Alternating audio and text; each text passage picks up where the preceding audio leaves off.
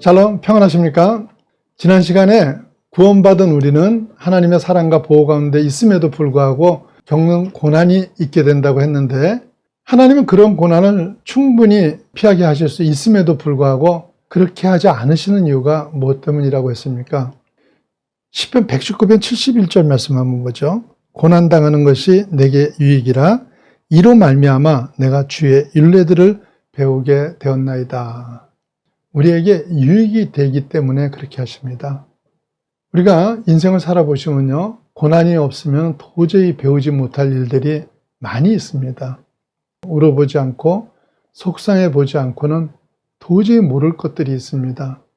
특히 진리의 경우는 더 그렇습니다.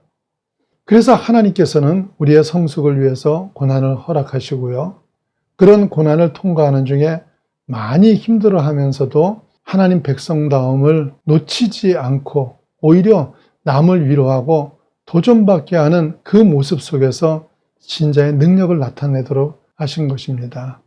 그리고 그게 우리의 책임인 거지요. 그런데 그런 하나님의 위도는 충분히 이해를 하겠는데, 사실 불신자하고 똑같이 연약한 육신을 가진 우리가 그런 삶을 산다는 것은 절대 쉽지는 않습니다. 그런데 이런 우리의 한계를 잘 아시는 하나님께서는 우리가 홀로 그 길을 가게 하신 것이 아니라 그 모든 과정을 성령님이 함께 하시면서 우리를 돕게 하신 것입니다. 로마서 8장 26절 말씀입니다. 이와 같이 성령도 우리의 연약함을 도우시나니. 전 이 말씀이 마치 레이저빛처럼 제 마음에 꽂혔던 시간이 있었습니다. 어떻게 꽂혔냐면요, 성령님은 김재중의 연약함을 도우신다. 성령님은 집사님의 연약함을 도우신다. 무슨 말이냐면요, 성령은 나의 연약함을 바꿔주시는 분이 아니라 그 연약함을 도우시는 분이라는 겁니다. 그래서 하나님이 쓰시는 사람, 하나님의 능력으로 일하는 사람은 강하고 똑똑한 사람이 아니라 연약하고 부족함에도 불구하고 성령님의 도우심을 구하면서 그 연약함을 극복해 나가는 사람들인 것입니다. 그렇다면 성령님이 우리의 연약함을 돕되 구체적으로 어떻게 도와주십니까? 첫째는 우리의 기도를 도와주시고요. 두 번째는 우리의 삶에 일어나는 모든 일들이 합력하여 선을 이룰 수 있도록 만들어 주십니다.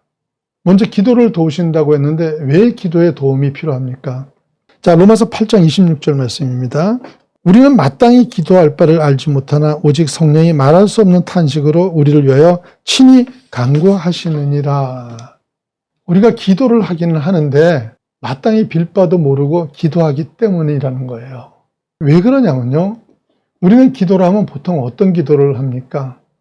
주로 돈이 있어야 되고요, 남보다 잘 돼야 되고, 그래서 뚱뚱거리며 살기를 기도합니다. 그런데 하나님의 뜻이 그렇습니까? 아니죠. 하나님의 뜻은 언제나 겸손하고 온유하고 조용히 십자가를 지라는 거잖아요. 우리의 생각과 전혀 달라요. 그래서 이런 하나님의 뜻 앞에 왜 그렇게 살아야, 내가 그렇게 살아야 하는지 의문을 갖는 사람들이 사실 많이 있습니다. 생각해 보시면 세상은 잘난 사람을 따라가지 못난 사람을 따라가지 않습니다. 그래서 예수 믿고 뭔가 잘된 구석이 있어야 보란듯이 예수 믿으라 그러지, 못나고 빌빌거리면서 그렇게 지내면 남은 고사하고 내 자식도 전도 못한다는 이런 생각들 많이 하십니다. 이 생각이 맞습니까? 맞는 것 같지만 이건 지극히 세상적인 생각입니다. 세상의 일로 사람을 모을 때는 틀림없이 맞는 이야기입니다. 하지만 신앙의 세계는 그렇지 않습니다. 만약에 그런 것으로 사람을 끌면은 지난 시간에 말씀드렸는데 어떤 사람들이 교회에 모인다고 했습니까? 하나님이 원하시는 사람은 하나도 없이요, 세상적인 성취와 욕망으로 가득한 사람들로 교회가 채워질 거라고 말씀드리지 않았습니까? 실제 현대교회가 그렇게 모였기 때문에 세상이나 별반 다른 것이 없는 겁니다. 우리를 향한 하나님의 뜻은 그런 세상적인 성공을 자랑하는 것이 아닙니다. 그렇다고 세상적으로 못되라는 것도 아닙니다. 잘 돼 있든 못 돼 있든 그걸 나타내는 것이 아니라 요한복음 12장 24절 말씀 보시면요. 내가 진실로 진실로 너에게 이르노니 한 알의 밀이 땅에 떨어져 죽지 아니하면 한 알 그대로 있고 죽으면 많은 열매를 맺느니라 이랬습니다. 내가 어떤 위치에 있든 떵떵거리라는 게 아니라 죽으라는 거죠. 성공을 해도 좋습니다. 아니 오히려 가능하면 돈 많이 벌고 성공하십시오. 그런데 그 성공이 잘난 척하기 위한 힘이 되지 말라는 거예요. 크게 성공하고 힘이 있어도 그 힘으로 자기 자랑을 하는 것이 아니라 자신을 낮추고 도리어 남을 높이고 배려하고 돕는 그 모습에서 세상을 감동하게 하고요. 그것 때문에 세상 사람들이 하나님을 찾도록 하라는 겁니다. 그런데 인간의 본성으로는 이게 어렵습니다. 사람은 누구나가 다 자기 중심적이고 자기를 드러내고 싶어 합니다. 이게 얼마나 심한지예요. 제가 종종 얘기하는데 제가 제자훈련 목회자들이 보는 디사이플스라는 잡지에 글을 몇 번 낸 일이 있습니다. 근데 그 글이 실린 잡지를 받으면 제가 제일 먼저 뭘 보겠습니까?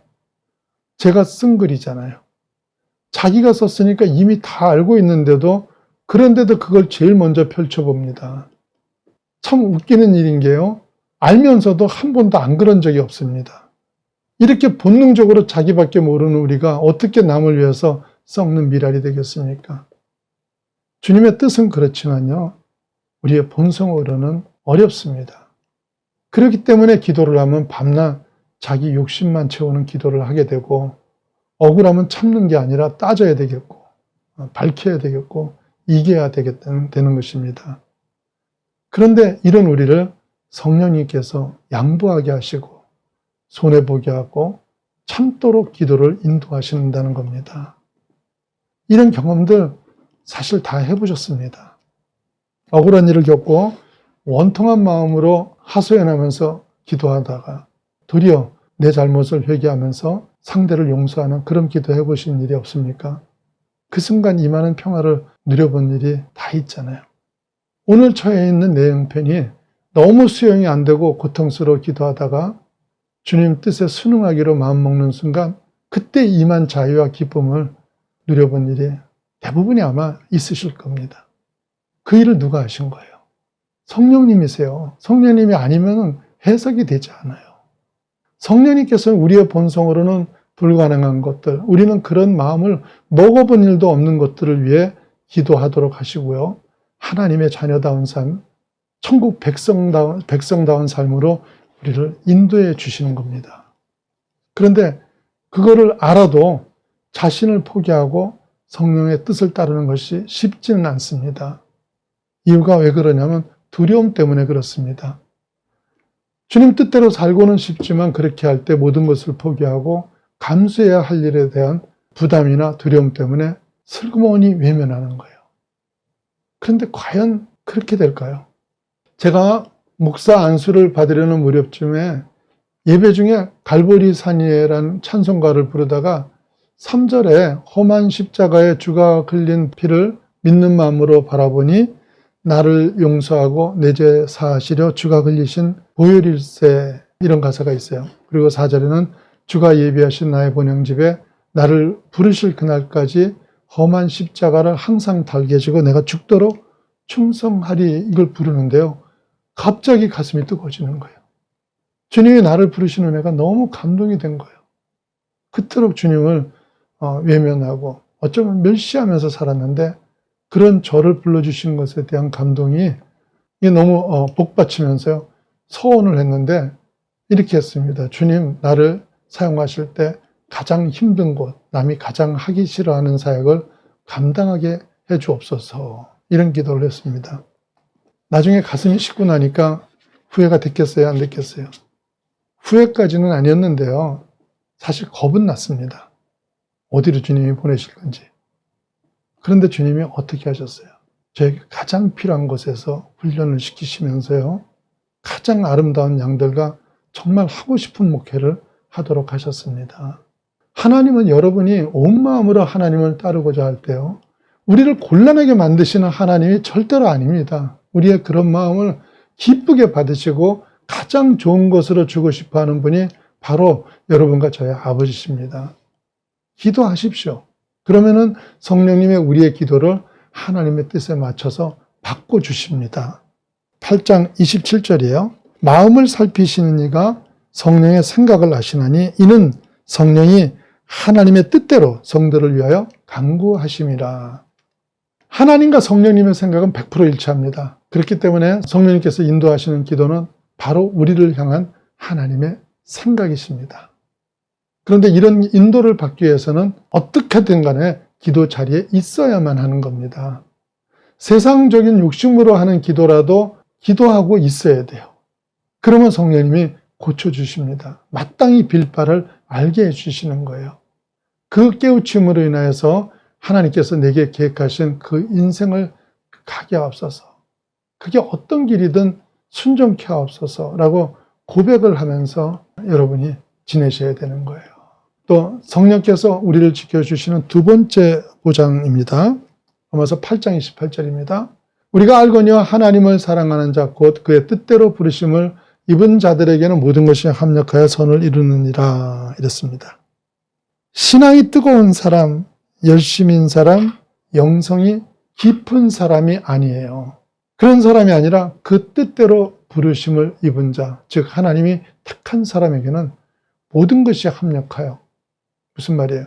좋은 일만이 아니라 어려운 일, 굳은 일, 즉 가정적인 불행, 또 사업의 실패, 부부관계나 자녀 양육의 어려움 또는 전쟁, 심지어는 죽음까지도 다 합해서 선을 이루신다는 겁니다. 그런데 많은 사람들이 이 합해서 선을 이룬다는 말씀에 대해서 크게 오해를 하고요. 예수 믿으면 모든 것이 잘 될 거라는 만사 형통의 의미로 이 말씀을 생각합니다. 그래서 예수 믿는 우리는 하던 사업이 망해도 결국 더 좋은 것으로 주실 거라는 생각을 하는 거예요. 어쩔 수 없이 부부가 갈라지게 되면 더 좋은 배우자를 만나게 될 것이라는 이런 식으로 오해를 합니다. 이 말씀이 이런 생각을 하게 된 것은요. 모든 것이 합력하여 선을 이룬다고 할 때 이 선에 대한 해석이 잘못됐기 때문입니다. 모든 것을 합력하여 하나님이 이루시는 선이 과연 무엇입니까? 하시는 사업이 잘 되는 거예요? 내가 무엇을 하든 형통하는 겁니까? 아닙니다. 여기서 말하는 선은 바로 하나님의 뜻을 이루는 것입니다. 우리를 향하신 하나님의 계획, 하나님의 약속, 하나님의 기대를 이루는 것입니다. 그게 바로 선입니다. 그렇다면 그 기대의 구체적인 내용이 무엇이겠습니까? 로마서 8장 29절과 30절 말씀입니다. 하나님이 미리 아신 자들을 또한 그 아들의 형상을 본받게 하기 위하여 미리 정하셨으니 이는 그로 많은 형제 중에서 맏아들이 되게 하려 하심이라. 또 미리 정하신 그들을 또한 부르시고 부르신 그들을 또한 위롭다 하시고 위롭다 하신 그들을 또한 영화롭게 하셨느니라 그랬어요. 30절에 보시면요. 자녀로 삼기로 미리 정하신 우리를 부르시고 구원하시고 그리고 영화롭게 해서 29절에 하나님 아들의 형상을 본받게, 다시 말해서 예수 그리스도를 닮아가게 하신다는 거예요. 이게 하나님의 뜻이에요. 그러니까 28절에서 말하는 선은요. 예수를 믿으면 좌로가나 우로가나 만사가 형통하게 된다는 그 의미가 아니라 우리에게 어떤 일이 일어나도 사탄이 어떤 식으로 해방을 해도 하나님은 그 모든 것을 통해서 반드시 하나님의 목적, 다시 말해서 우리를 부르시고 구원하셔서 아들의 형상을 닮게 하시겠다는 그 일을 이뤄내신다는 겁니다. 우리가 예를 조그만 걸 하나 들어보죠. 중국이 공산화될 때요. 모택동은 모든 선교사들을 다 내쫓았습니다. 중국 땅에 기독교 뿌리를 뽑아내려는 사탄의 전략이 성공한 것 같았어요. 그런데 결과는 어떻게 됐습니까? 모택동은요. 기독교만이 아니라 중국의 미신타파에도 힘을 많이 기울였습니다. 어쩌면 더 미신타파에다 힘을 기울였어요. 왜 그러냐면요. 선교사님들은 중국 땅을 떠나버렸기 때문에 없었어요. 중국에 남아있는 점장이나 무당들한테 더 신경을 쓸 수밖에 없었고요. 그들을 다 제거해버렸습니다. 그런데 그 이전까지 중국을 선교하는데 가장 큰 장벽이 뭔지 아십니까? 문화 차이도 아니고 중국 공산당도 아니고요. 가장 큰 벽은 바로 중국의 미신이었습니다. 그런데 중국의 공산화는요, 결국 이 미신의 뿌리를 뽑게 하고 30년이 지난 후에 개방이 돼서 들어가 보니까 선교사님들이 쫓겨날 때 불과 수십만에 불과하던 기독교도가 6천만 명이 되게 하신 겁니다. 모든 것이 협력하여 선을 이룬다는 말씀은 바로 이런 말인 것입니다. 하나님은 저와 여러분을 구원하는 데 있어서 어떤 해방이 있어도 어떤 어려움이 있어도 심지어 우리 자신의 불신앙으로 인해 실패하고 쓰러지는 그런 일이 있어도 그 일까지도 다 사용하셔서 반드시 우리를 완성하시려는 하나님의 목표를 이루시겠다는 겁니다. 하나님이 왜 그렇게 하세요? 왜 모든 것을 합력하여 선을 이루게 하십니까? 29절에는요. 왜냐하면이란 접속사가 빠져 있는데 왜냐하면 나를 아들로 부르셨기 때문입니다. 아들로 불렀는데 어떻게 그냥 둬요? 우리는 이 부분에 대해서 완전한 확신을 가지셔야 합니다. 요셉은 정말 이해가 안 되는 어려움을 많이 겪었습니다. 하지만 그의 말년의 고백을 보면요.